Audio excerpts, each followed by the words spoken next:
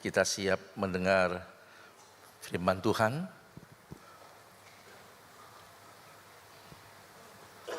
Temanya masih tentang gerejaku, keluargaku. Ya, kami dari tim pengembalaan yang dipimpin wakil gembala, yang juga disetujui oleh Bapak Gembala, bahwa bulan ini temanya gerejaku, keluargaku. Saya nggak akan lari kemana-mana, saudaraku, sesuai dengan tema. Ya. Salam sejahtera di dalam kasih sayang Tuhan Yesus untuk kita semua. Haleluya. Salamnya hampir lupa, saudara. Nah, kalau kita berbicara tentang gerejaku, keluargaku, maka kita harus berpikir tentang hal rohani. Berpikir tentang fokus kepada Yesus dan hal-hal rohani. Kalau sudah berbicara gereja. Sebab berbahayanya adalah kalau kita melakukan, kalau tidak berpikiran seperti ini bisa berbahaya. Kalau kita nyanyi bergandengan tangan, kan seringkali mari kita bergandengan tangan. Tidak salah, saudara. Tapi kalau tidak berpikiran rohani, sang bapak gandeng sebelahnya itu, apalagi pas mantan, saudara, itu jadi masalah. Pulang-pulang istrinya meneng, seneng ya, anget. Kalau pikirannya tidak itu kan. Jadi memang kadang-kala kalau kita betul-betul tidak berpikiran Kristus, ya susah ya. Apalagi kalau seperti saya, mari beri salam dengan senyum gitu.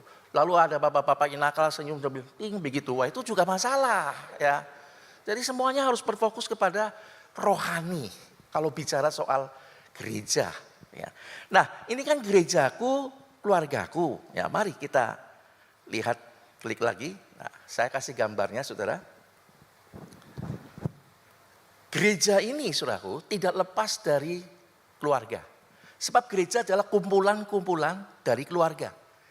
Keluarga kumpul di gereja, nah itu jadi keluarga gereja. Gereja nggak mungkin lepas dari keluarga, kumpulan keluarga. Apakah di sini cuma bapaknya, istri sama anaknya belum bergereja, atau sebaliknya istrinya, anaknya bergereja tapi bapaknya belum, tapi kan datang dari keluarga. Tidak akan ada gereja kalau tidak ada keluarga. Ya. Dan keluarga-keluarga itu kumpul, maka jadilah gerejaku, keluargaku. Jadi keluarga gereja ini basicnya dari keluarga. Nah, apa yang terjadi dalam kehidupan keluarga-keluarga inilah nanti akan menjadi gambaran, nanti jadi keluarga di gereja itu orangnya kayak apa. Kenapa sering ada masalah? Ya karena basicnya di keluarga. Ya, kita lihat, saudara, visi misi gereja kita. Ingat Bapak Ibu? Wah, kalau anggota gereja nggak mudeng visi misi gereja, siapa ini repot nih, saudara. Makanya perlu dikasih tahu nih. Ayo diklik lagi nih. Visi GPDI Mahanaim Tegal. Kenapa saya sebut Tegal? Sebab Mahanaim bukan cuma di Tegal, saudara.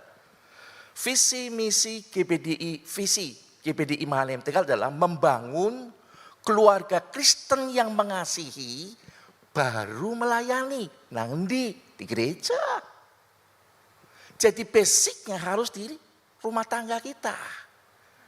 Ya. Baru kemudian masuk kepada misi.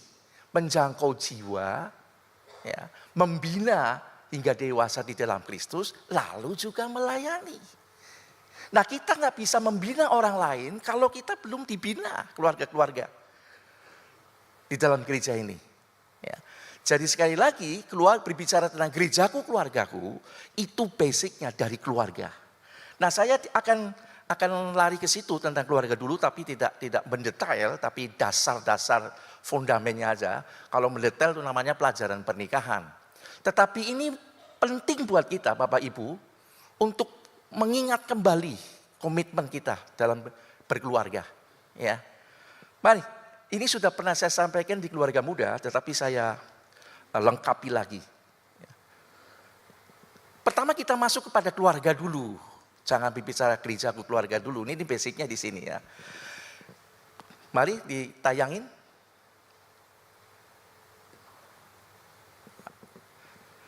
Kita berbicara tentang keluarga. Ini judul di kaum muda bagus. Layanilah keluargamu dulu. Jangan ngurusi keluarga orang lain, tapi keluarga kita dulu dilayani. Sebab seperti apa kita di keluarga, itu akan jadi seperti apa di gereja. Oh, itu betul, saudara. Ya.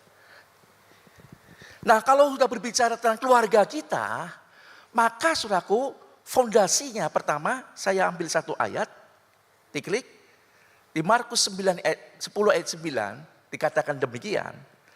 Karena itu apa yang telah dipersatukan Allah tidak boleh diceraikan manusia. Ingat nih baik-baik nih.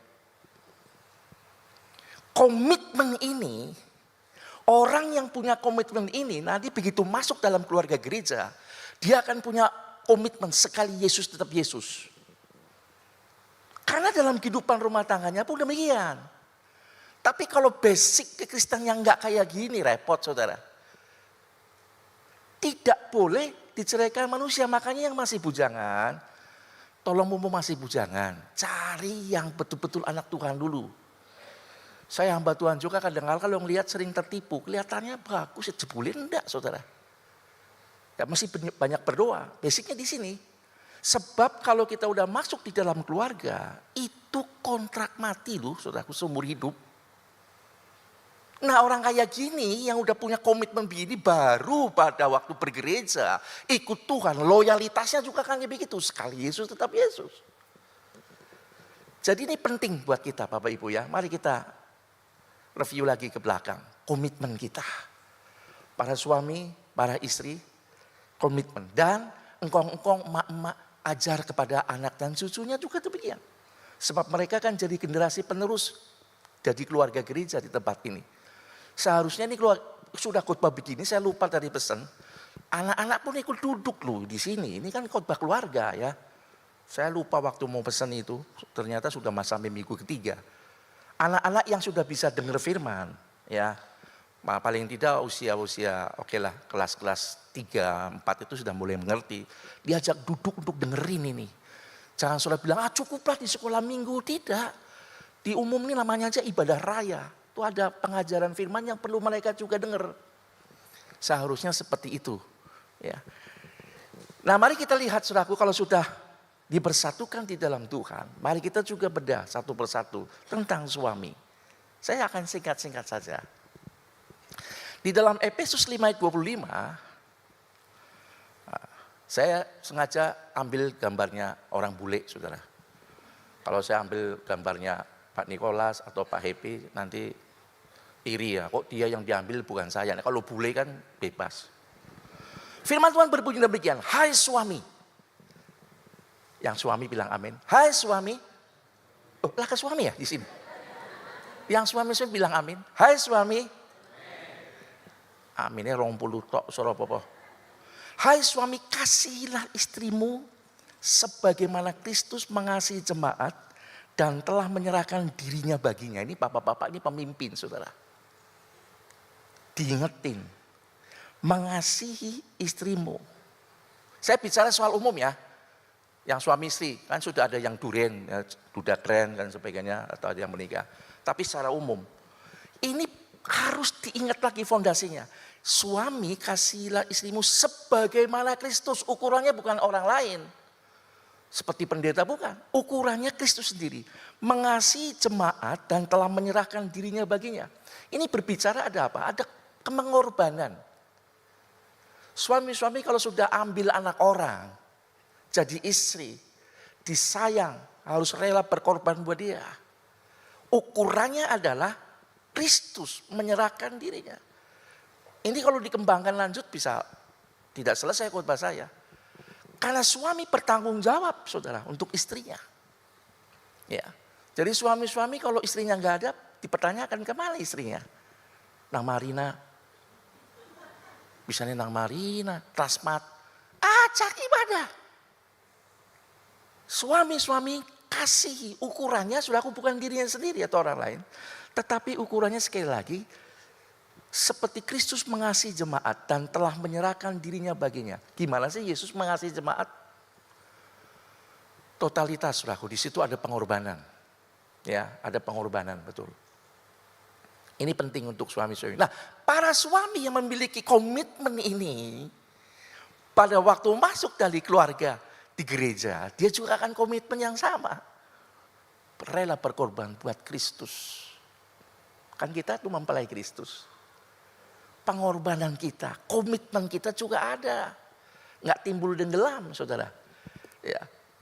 Tidak jadi Kristen-Kristenan, tapi Kristen tenanan. Tidak jadi Kristen napas yang muncul hanya Natal dan Paskah. Ada imbuan, saudara, ulang tahun gereja, pasti nongol. Selebihnya, embuh mabur marindi. Ini komitmen, jadi ini pengaruh. Kalau udah berbicara gerejaku, keluargaku, nggak bisa dipisahin ini. Tapi dari ini nih, ya, bagaimana kita hidup dalam rumah tangga kita. Nah, lanjut, kalimat menyerahkan dirinya baginya ini, saudaraku, ini sangat menarik. Ini merupakan kata depan dari bahasa Yunani ditulis huper. Artinya atas nama atau perwakilan Kristus. Jadi kita para suami-suami itu kita perwakilan Kristus bagi keluarga dulu. Bagi satu orang yang dikaruniakan kepada kita yaitu istri. Sebab kepala dari suami adalah Kristus. Kepala Kristus adalah Bapa. Saya lupa catat ayatnya itu. Jadi ada patronnya. Kalau suami-suami yang tidak takut kepada pimpinan Kristus, gak akan mungkin jadi begini. Karena kata menyerahkan dirinya baginya itu huper itu kita membawa nama Yesus. Kita menjadi wakil Kristus bagi istri kita. Berat ya Bapak-bapak. Tapi kalau kita mengikuti caranya Kristus, itu yang namanya Kristianos. Suami-suami yang Kristianos seperti itu. Apal Bapak Gembala selalu ini kan. Mengikuti jejaknya. Nah, kalau orang suami-suami ini begitu berani mengatasnamakan Kristus, maka kita pun harus hidup dengan seperti Kristus. Ini yang diobok-obok suami dulu, nanti istri belakangan. Jadi huper, atas nama atau perwakilan Kristus dalam kehidupan rumah tangga. Jangan sampai saudaraku yang Tuhan kasih kalau ditanya ibu, bagaimana suami? Oh, puji Tuhan Pak. Hari ini sedikit seperti malaikat. Lah biasanya kayak genderuwo. Pecicilan ora karuan. Mangan ora enak berak meja. Nginung kurang manis dibuang. Oh, lanangnya kayak kowe. Berat nih sudah. Tapi suami-suami di Mahanem tidak kayak gitu. Nah, sing amin mau 20 tok. Lanjut ya. Nah, Efesus 5 ayat 28 masih tentang suami. Demikian juga suami, ini saya hanya fondasinya aja ya, nggak mendetail. Demikian juga suami harus mengasihi istrinya sama seperti dirinya sendiri. Siapa yang mengasihi istrinya, mengasihi dirinya sendiri. Bapak-bapak, kalau bapak-bapak ditempeleng sakit ya? Yo aja nempeleng bojone, saudara. Dilus. Bapak-bapak, dilus.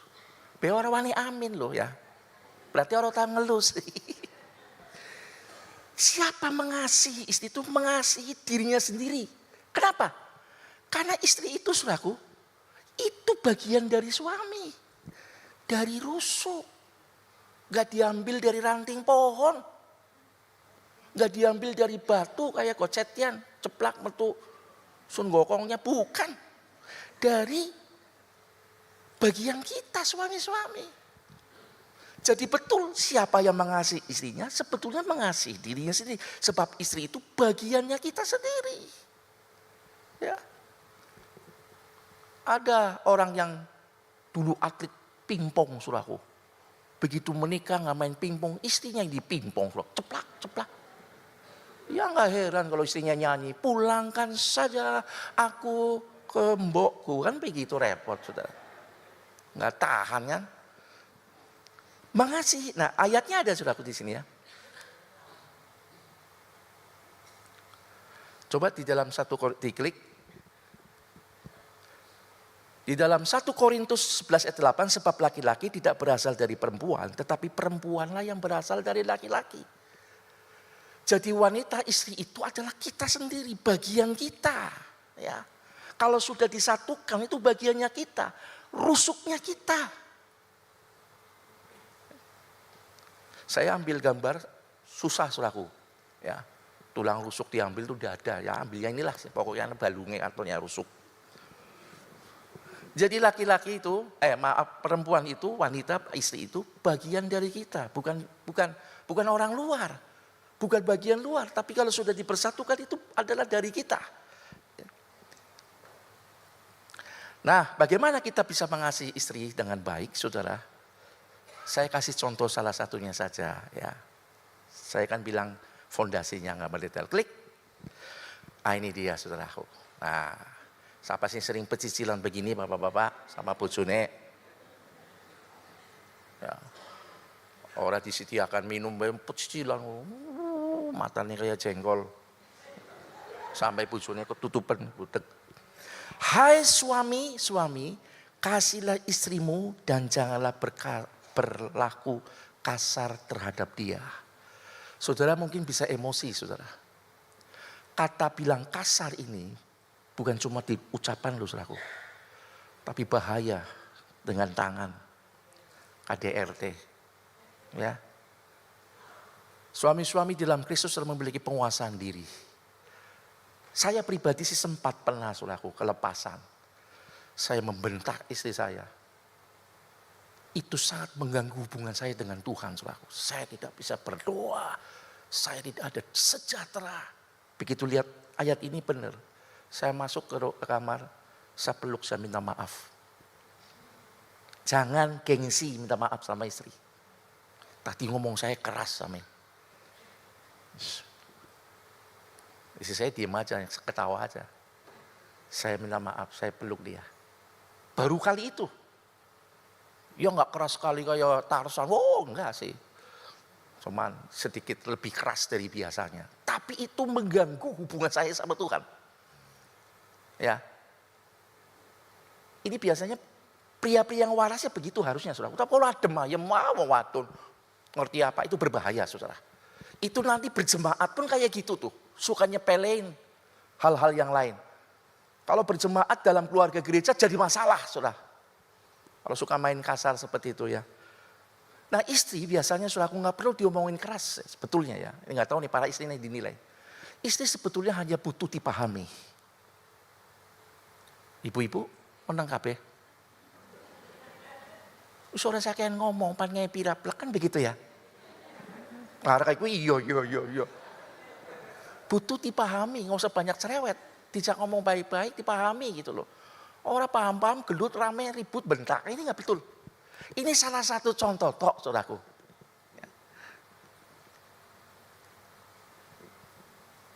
1 Petrus 3:7. Demikian juga kamu, hai suami-suami, hiduplah bijaksana dengan istrimu. Sebagai kaum yang lebih lemah, hormatilah mereka sebagai teman pewaris dari kasih karunia, yaitu kehidupan. Supaya doamu jangan terhalang. Pantesan, saudara. Ini saya alami.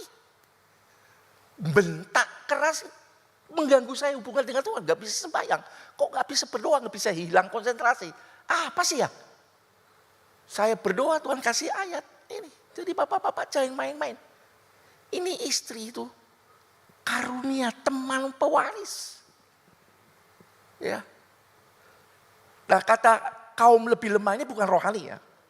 Justru banyak kali ibu-ibu rohaninya lebih kuat dari bapak-bapak. Rohaninya ibu-ibunya kuat, suaminya belambak kempus. Sudah aku kadang wah payah. Tapi kalau istri-istri kuat.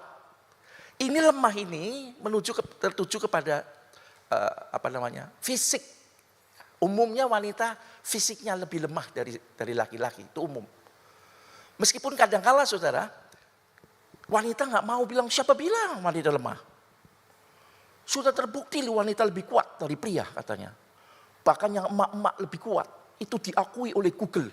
Bisa nih, itu lihat, Nyonya Menir berdiri dari tahun 1919 sampai hari ini belum pernah tercatat dia pernah duduk. Nyonya Menir, saudara. Langka kan, Tuan Menir katanya. Lah itu tak bener SDW kok. Nyotan ya, Nyonya Menir berdiri dan tidak pernah tercatat duduk barang sebentar. Itu ternyata jamu, ya bukan wanita. Tapi secara fisik, oke lah, akuilah bahwa ibu-ibu itu lebih lemah. Ya, jadi ibu-ibu harusnya gagahan. Kalau ngangkat bisa 5 kilo, 10 kilo diangkat, encoknya kumat, salah dewe. Minta tolong sama suami. Suami pasti akan datang menolong, kecuali dia stroke, saudaraku. Minta tolong yang lain. Nah, yang saya diberkati di sini, hormatilah mereka sebagai teman pewaris dari kasih karunia. Kita ternyata pria-pria dituntut oleh Tuhan loh. Sebagai teman pewaris kasih karunia, sampai dituntutnya itu mengakibatkan supaya doamu jangan terhalang. Nah, itu dia. Sebab wanita itu dikaruniakan untuk jadi penolong kita. Ya. Untuk jadi penolong kita. Dia itu karunia Tuhan. Kita bertanggung jawab, saudaraku, kepada istri. Tuhan tuntut itu. Kalau sampai kita tidak berlaku sesuai dengan tugas suami yang Tuhan berikan kepada kita, mengasihi istri seperti Kristus kepada jemaat, imbasnya ini sampai diperhitungkan doa kita mobat mabit, saudaraku. Kalau sampai enggak ini terhalang doanya, kalau sampai kita semena-mena dan tidak mengasihi istri sebagaimana mestinya, ini akan berpengaruh juga di gereja, saudara. Ya, bapak-bapak kita yang bisa belajar bijaksana menghadapi sesuatu, ini sudah di rumah, harus sudah terlatih. Kenapa sedikit-sedikit orang melayani, sedikit-sedikit mutung? Ya itu polanya di rumah tangganya kayak gitu. Begitu bergereja, jadi keluarga gereja, ya kayak gitu modelnya. Ini perlu jadi introspeksi kita semua, ya buat kita semua. Kalau sudah berbicara keluargaku, gerejaku, itu gambarannya ada di rumah, saudara. Cara kita melayani, cara kita pendekatan, tegasnya ada ukurannya, bagaimana harus tegas dan bagaimana harus bijak, itu ada. Ini suami-suami. Nah sekarang istri. Ya. Nah, istri siap-siap istri. Kolose 3:18. Nah, ini saya ambil ilustrasinya, memang ilustrasi orang cium tangan. Tapi ibu-ibu di rumah nggak usah cium tangan suaminya, nggak usah. Tunduk nggak harus seperti itu, ya. Saya pernah ketemu Bapak Gus Dur, dia kan orang terpandang di agamanya, saudaraku. Itu kan setiap orang ketemu dia dicium. Waktu saya salaman, ini saudaraku, bulunya di sini pitak, saudaraku. Karena ribuan orang cium dia, cepuk-cepuk, wah mulus, saudara. Satunya ada bulunya. Tapi ini cuma ilustrasi, ya bukan berarti tunduk saudara nyiumin tangannya suaminya. Ya kalau wangi, kalau amis bau minyak melukok nanti ya. Kolose 3:18. Hai istri-istri, tunduklah kepada suamimu sebagaimana seharusnya di dalam Tuhan. Harus. Tadi beban suami nggak gampang loh. Ini Tuhan imbang. Tuhan tuh kalau kasih aturan imbang. Harus tunduk. Tapi suami yang kayak apa yang perlu ditundukin? Ya tadi suami yang habis-habisan tadi yang kita sedang bahas. Kadang saudaraku, istri bukannya tidak bisa tunduk. Tetapi justru dia takut malah dikasarin. Ya. Tunduk seperti hamba, bukan. Tapi tunduk di sini menghormati, menghargai keputusan suami karena dia itu pimpinan dalam rumah tangga. Nah kalau istri-istri kayak gitu dibawa ke gereja, pasti juga sifatnya begitu. Ketika diarahkan sama pemimpin kebijakan gereja seperti, Allah kebijakannya orang enak kayak gini-gini. Tukang lawan, berarti rumah tangganya kayak gitu. Ada kesinambungan. Tapi kalau orang-orang yang punya hati, punya penundukan diri kepada otoritas yang di atasnya, dalam bergereja pun dia akan seperti itu, saudaraku. Oh ya sudah, meskipun saya sebetulnya tidak setuju, tapi itu keputusan bersama, saya akan duduk dan lakukan. Bukan malah kemudian boikot, saudaraku. Aku orang melu. Jadi sekali lagi, hubungan dalam rumah tangga akan berpengaruh dalam keluarga gereja. Tunduk di dalam Tuhan sebagaimana seharusnya harus di dalam Tuhan. Ini saya fondasinya aja, lu jabarin panjang sekali ya. Nah kemudian ada istri-istri lah beneran ya, kalau sudah tunduk kan harus disayang. Maka suami-suami harus sayang sama saya, ya harus. Kalau saudara mau disayang suami, ya saudara harus juga melakukan bagiannya. Tunduk aja sedikit-sedikit nyangap, sedikit-sedikit nyolot. Tahu ya nyangap sama nyolot? Baru suaminya, wah! Suaminya ngomong 2 kali, ya wah, wah, wah, wah, 6 kali. Bubar saudara. Didengerin dulu. Ya, belajarlah tunduk. Nah kalau sudah tunduk, nih ada istri-istri, saya pernah beberapa kali ngomong sama istri, kata suami itu menurut ibu-ibu pengertiannya apa? Ini mengagetkan saya saudara. Ini istri-istri pinternya begitu, kalau sudah tunduk harus disayang. Makanya saudaraku, suami artinya bagi mereka, bagi istri-istri yang saya nanya, ini coba diklik. Nah, arti dari suami menurut para istri adalah, tadi Nguyun Yesit belum dibaca, semua uang adalah milik istri. Setuju istri-istri? Setuju, setuju. Oh, yang gurih temen, ya enggak begitulah, itu kan benernya sendiri. Nanti suami-suami tolong istri, diartikan aja. Saya belum survei suami-suami, istri artinya apa? Ini istri beberapa, semua uang adalah milik istri, ya enggak begitu saudara. Ya. Memang pemegang keuangan seharusnya istri, tapi kelola barang-barang. Saya ini betul-betul punya kesaksian. Ada bapak-bapak, bukan gereja Mahanaim. Hujan-hujan dia nuntun motor saudaraku, banyak kempes dua-dua. Lalu sudah ada di tukang tambal ban. Tapi dia berdiri, dia panggil-panggil, Pak Gideon. Ya, tapi siapa ya? Datang, kenapa Pak? Ban saya motornya kempes. Iya saya tahu kempes, terus anu apa? Saya namanya Gideon Santoso bukan anu. Mau pinjem duit ternyata saudaraku. Oh pinjem duit, orang bawa duit Pak. Lah kowe Pak, duit kapit cekel bojo Pak. Bayangin mau nambal be orang duit, mau digawa kayak kape. Istri-istri mbok ya jangan kayak gini. Semua uang adalah milik suami, istri nggak boleh begitu. Tunduk ya tunduk, tapi jangan begitu. Ini betul saudaraku. Gereja tetangga sana yang kenal saya. Nambal ban beli duit saudaraku. Gara-gara disita semua sama istrinya. Semua uang adalah milik istri. Repot. Tapi istri-istri di Malem enggak kayak gitu. Nah, sing amin lorotok. Sing lihat, oh bener kayak gue. Tuman ya begitu. Enggak boleh begitu ya. Ini saudaraku yang Tuhan kasih tentang suami istri. Nah, Bapak Ibu, kalau suami istri itu sudah memenuhi hukum Kristus, ini fundament dasarnya, maka semuanya akan jadi beres saudara. Adanya keributan karena salah satunya melanggar. Suami tidak mengasihi istri, masalah. Atau istri yang gak mau tunduk sama suami, itu juga kan masalah.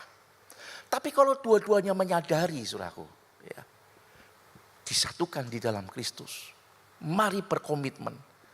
Istri tunduk itu bukan berarti dia jadi paling rendah, enggak. Tapi dia menghormati, menghargai untuk melengkapi apa yang tidak ada pada suami. Makanya disebut penolong, bukan perongrong, tapi penolong. Nah kalau suami istri sudah kompak di dalam Tuhan, maka dalam berkeluarga di gereja pun itu akan seperti itu. Karena sudah terjadi di dalam rumah tangga. Paham ya Bapak-bapak ya? Jadi bisa diraba. Wah kok modelnya kayak gini aja senang. Saya sih tidak menghakimi. Pada umumnya seperti itu. Walaupun tidak semua bisa masuk seperti itu. Tapi pada umumnya kalau udah bicara gerejaku, keluargaku, itu akan selalu begitu. Nah bagaimana suami istri dalam menghadapi situasi dalam rumah tangga kan mesti ada pasang surut, ya akan ada benturan juga, kesalahpahaman. Bagaimana kita bisa tetap ada di dalam Tuhan? Maka kita lihat di dalam Filipi 2 ayat 5. Ini pegangannya ini. Saya sama istri pegangannya ini. Hendaklah kamu dalam hidupmu bersama. Bersama siapa? Istri, suami, anak-anak juga toh. Menaruh pikiran dan perasaan Kristus Yesus. Yang dipakai itu pikiran dan perasaannya Kristus. Alkitab firman Tuhan. Suami-suami jangan benerin sendiri. Mau menangnya sendiri. Bojo-bojo pun begitu. Jangan duit terus. Tapi apapun yang terjadi, pakailah pikiran dan perasaan Kristus. Kalau pikiran perasaan kita mah pengennya ribut ya ribut kan begitu, enggak boleh. Tapi mari kita selaraskan. Ya, seperti pengalaman saya pribadi. Ketika saya berpikir Tuhan, kenapa begini? Ternyata ada yang salah. Saya berpikir seperti Kristus pikir. Punya perasaan seperti perasaannya Yesus Kristus. Saya kira paham yang mau jadi banyak itu ya. Tapi kalau pakai pikiran perasaan kita bentrok, nggak akan ada baiknya. Mau dipanggil pendeta jadi mediator kayak apapun, kalau yang dipakai pikiran perasaannya sendiri, dewek-dewek, gelut saudara. Tapi coba dikeruaslah, rendahkan diri, menaruh pikiran dan perasaannya Kristus. Ketika saya diomongin tidak enak, saudaraku. Kalau pakai pikiran saya, jotos. Kurang ajar omongnya. Gitu. Tapi kalau pikiran Kristus, ampuni. Ampunilah orang yang menganiaya kamu. Wong cuma omongan. Dianiaya suruh ngampuni, suruh doain. Ini pikiran Kristus. Selesai. Saya tidak akan pernah marah, saya cuma senyum. Oh, karepmu tanggung jawab sama Tuhan bar, saudaraku. Saya nggak mau saudaraku berpikir begitu sampai sakit-sakit. Makanya saya jadi gemuk. Sedikit bela diri. Loh kalau ada yang bela saya itu ketawa. Karena satu sio dia sama saya. Kalau mikirin bisa nih, ya, disalami kok mukanya dhuwur kan begitu. Kita mikir bisa nih ya, ada apa ya? Saya salah apa ya? Mau tidur mikir lagi. Yang dipikirin orang itu, padahal orang itu nggak mikirin saudara. Lah pakailah pikiran dan perasaan Kristus. Ini jari Alkitab pibe ya. Dituruti yang diomongan sini, bukan pikiran perasaan kita dewe. Sederhana kan? Ya penjelasan saya, bapak-bapak pasti paham nih, emak-emak. Jadi ini akan membuat dalam rumah tangga itu berpikiran baik. Saya ngajarin anak-anak pun begitu. Anak saya Henry yang gede, wah kalau dia berdebat pintar ya, lebih pintar dari bapaknya rupanya kalau ngomong argumennya. Tapi kalau saya bilang, nah saya ngomong begitu karena firman Tuhan seperti itu. Dia langsung diem saudaraku. Begitu firman Tuhan dia berpikir iya. Jadi gimana enaknya Pi? Kalau sudah begini, dia lebih reda. Tapi kalau pakai benernya saya sendiri, dia berani berdebat sama bapaknya saudaraku. Udah bisa Pak. Itu dulu. Tapi begitu saya berbicara soal firman Tuhan, dia langsung diem. Berpikir dan perasaan Yesus. Maka itu akan membuat kita disatukan kembali. Karena yang menyatukan dalam kehidupan nikah kita adalah Kristus. Maka dalam hidup berumah tangga pun mari kita belajar pakai pikiran dan perasaan Kristus. Kalau perasaan aslinya sih wah kayak dikerus-kerus. Tapi kalau kita menggunakan perasaan Kristus gimana? Pakai apa kata Tuhan. Amin Bapak Ibu. Nah selanjutnya dalam suami istri ini. Saudara kalau ada apa-apa. Nomor satu yang ibu-ibu. Kalau ada apa-apa nomor satu yang paling tahu tuh suami. Jangan suaminya orang lain. Wah repot saudaraku. Bapak-bapak kalau ada masalah di kantor, yang nomor satu tahu ya istrinya. Jangan istri orang lain, wah ini repot saudara. Bisa nih pucuknya kayak ngerti, kalau orang ngerti apa-apa, ribut masalah saudaraku. Harus ya saudara, suami istri kalau ada apa-apa, nomor satu pasangan saudara yang harus tahu. Pertama Tuhan, kedua pasangan. Jangan orang lain, bapak ibunya pun enggak. Nomor satu, kemudian jangan mendengar sesuatu yang dari luar, saudaraku. Tapi percayalah apa kata firman Tuhan. Apa kata dalam rumah tangga gereja kita, firman Tuhan yang disampaikan. Karena apa? Informasi-informasi di luar itu biasanya menyesatkan dan salah, saudaraku. Tidak benar. Walaupun banyak informasi-informasi yang baik. Nah, tentang informasi yang baik, saudaraku, saya ada satu hal yang mau saya bacakan kepada saudara ini. Tapi tolong Bapak Ibu didengar sampai selesai. Ini mungkin bagus buat kita, saudaraku ya. Yaitu tentang daya tahan hidup di usia tua. Yang menurut dokter ini katanya saudara, itu bisa mempengaruhi orang ini hidupnya lama, akan bertahan lama atau tidak. Ini informasi yang perlu didengar. Tolong didengar sampai rampung ya. Cara mengeceknya adalah yang pertama, bagian paha bawah di atas lutut itu katanya saudaraku, kalau dipencet, lada ampos, itu artinya jantung kita itu lemah, nggak lama, bisa nggak lama hidupnya. Di atas lutut. Kemudian hidung ini, kalau ditekuk ke atas itu akan memancing air mata keluar. Kuping kalau ditekuk cepat mengembang, kalau lambat itu jantungnya sudah payah. Bisa-bisa nggak lama katanya. Dan yang terakhir itu bulunya, bulu kuduk. Itu udah rontok semua. Itu artinya daya tahan jantung dan usianya sudah semakin pendek. Nah Bapak Ibu, ini penjelasan dari Dr. Ivan Sahrul. Tetapi ini ternyata buat kambing, saudaraku. Bukan buat orang. Lah kan saya bilang ini informasi di luar, jangan dipercaya dulu. Dibaca sampai akhir. Loh Bapak-bapak kok nuruti pencet hidung segala, kupingnya ditekukin. Didengerin dulu. Saya kan belum selesai. Saya tadi ngomong hati-hati Bapak Ibu, jangan suka informasi di luar. Di luar itu menyesatkan, walaupun ada yang baik. Loh yo kok pancing toh. Ini jebule Dr. Sahrul bicara untuk kambing kurban besok. Sama sapi kalau lihat itu kalau sudah tua tuh jangan dibeli, ciri-cirinya seperti ini. Yes. Maaf yang tadi udah pencet hidung sama kuping.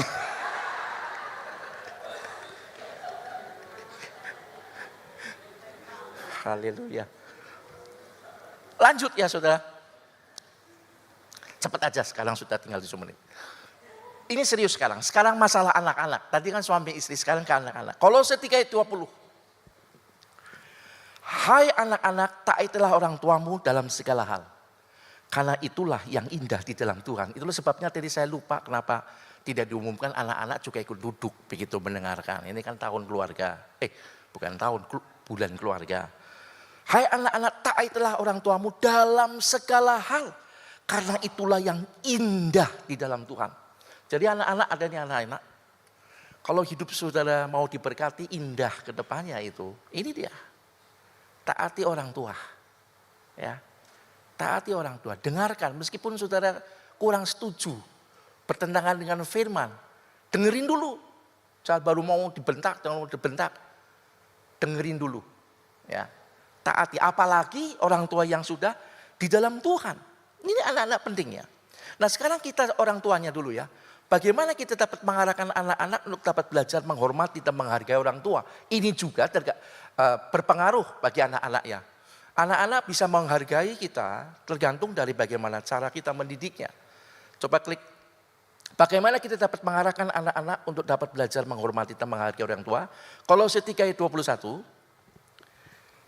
Hai bapak-bapak, janganlah sakiti hati anakmu supaya jangan tawar hatinya. Saudara, ternyata banyak anak-anak tidak tumbuh kembang. Cenderung jadi pendiam. Cenderung tidak percaya diri. Itu ternyata karena orang tuanya salah didik. Tawar hatinya. Ya. Jangan sakiti hati anakmu. Kadang-kadang kita memaksakan anak harus seperti kita. Bapakmu, bokmu lu itu loh. Matematika itu 8 loh, kamu bisa 4 itu gimana? Dipaksain saudaraku. Tanpa memberikan penjelasan ini juga pengaruh. Sekadang kita bisa menyalahkan tapi tidak memberi solusi.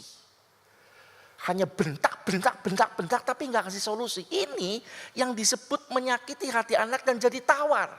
Aku kok serba salah ya, tapi nggak diberitahu solusinya gimana. Ini khususnya bapak-bapak, ibu-ibu juga ya. Kalau nyalain anak, kasih tahu loh. Lalu diberikan solusinya gimana. Teladan, berikan teladannya. Ingat bapak-bapak, anak-anak akan selalu gagal dalam mendengar. Tetapi dia akan selalu berhasil dalam meniru kita, meneladani kita. Jadi kalau kita ngomongin, you jangan seperti ini, ya kita jangan begitu. Dan ini yang kadang-kala anak-anak merasa gak adil. Rasa tawar hatinya. Ya.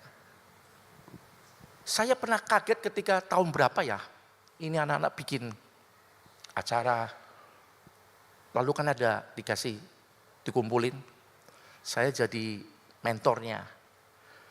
Saya ketemu, sekarang anaknya udah di Jakarta, udah menikah, saya ngomong, siapa yang paling kamu gak suka di keluarga? Papa. Oh, kenapa papa? Ya seperti itu.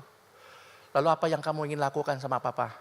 Saya mau ngasih kopinya dengan racun tikus. Bayangin saudaraku, saya kaget. Wih, racun tikus mau bikin kopi dimasuki racun tikus. Ini benar saudaraku. Orangnya masih hidup di Jakarta. Saya lihat anak ini kepahitan banget. Saya langsung diem. Sebentar, saya kasih senyum, dia nggak senyum. Kalau udah bicara bapak, gambar bapak itu rusak saudaraku buat dia. Saya sampai berdoa minta hikmat gimana bimbing anak ini. Nah, cukup lama saya bimbing. Tapi kemudian dia dipulihkan. Ketika papanya meninggal dia nangisnya luar biasa. Merasa kehilangan. Ya, saya belum berubah seperti inginnya papaku sudah pulang. Berarti udah dirubah dia. Jadi bapak-bapak ini ya. Jangan sekali-kali kita cuma negur tapi nggak dikasih solusi. Kalau salah, kasih tahu saudaraku. Jangan malah, sudahlah, biasa wong liyane kayak gitu. Udah bisa, harus ada ketegasan juga, kasih dan ketegasan itu harus berimbang. Ya. Dan jangan membuat tawar hati atau sakit hati dengan kata-kata yang kasar. Ya, kalau anak pulang malam, dari mana kamu? Setan. Wih. Loh, kalau anaknya setan, bapaknya genderuwo kan? Gak sadar itu bapak ngomong begitu. Dari mana kamu setan? Yang ngomong siapa? Anaknya setan, bapaknya lu biangnya setan kan. Ibu-ibu kadang-kadang juga kelepasan. Oh petak hilang kayak monyet. Oh dia gorila berarti kan. Asalnya lemong gitu loh. Nah ini yang bisa menyakiti. Pakailah, pilihlah kata. Marahnya kayak apapun, pilihlah kata-kata yang bijak. Ya. Kemudian ayat selanjutnya. Masih bapak-bapak, rupanya bapak-bapak mengambil peran penting dalam mendidik anak. Dan kamu bapak-bapak, janganlah bangkitkan amarah di dalam anakmu, tetapi didiklah mereka di dalam ajaran dan nasihat Tuhan. Artinya ini saudaraku, jangan saudara mendidik anak itu menurut maunya saudara, benernya saudara. Jari aku kalau udah bilang jari aku itu susah itu aku. Tapi masukkan saudaraku didikan rohani. Turunkan itu saudaraku, yaitu ajaran dan nasihat Tuhan firman Tuhan.